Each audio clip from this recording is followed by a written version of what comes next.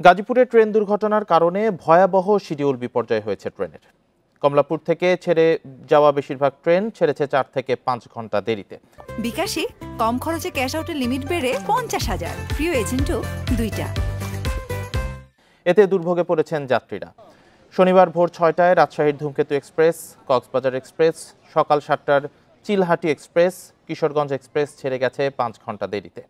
পাশাপাশি সারাদিন উত্তরবঙ্গের উদ্দেশ্যে ছেড়ে যাওয়া সব ট্রেনেরই ভয়াবহ শিডিউল বিপর্যয়ের শঙ্কা দেখা দিয়েছে। খুব দ্রুতই শিডিউল বিপর্যয়ে কাটিয়ে ওঠার কোনো আশ্বাস দিতে পারেনি রেল কর্তৃপক্ষ। শুক্রবার সকালে টাঙ্গাইল থেকে একটি কমিউটার ট্রেন ঢাকায় ফিরছিল। পথে জয়দেবপুর জংশনে পৌঁছালে একই লাইনে ঢাকা থেকে আসা দাঁড়িয়ে থাকা তেলবাহী ট্রেনের সঙ্গে মুখোমুখি সংঘর্ষ হলে উত্তর পশ্চিমাঞ্চলের সঙ্গে রেল যোগাযোগ 2 ঘন্টা ব্যাহত হয়।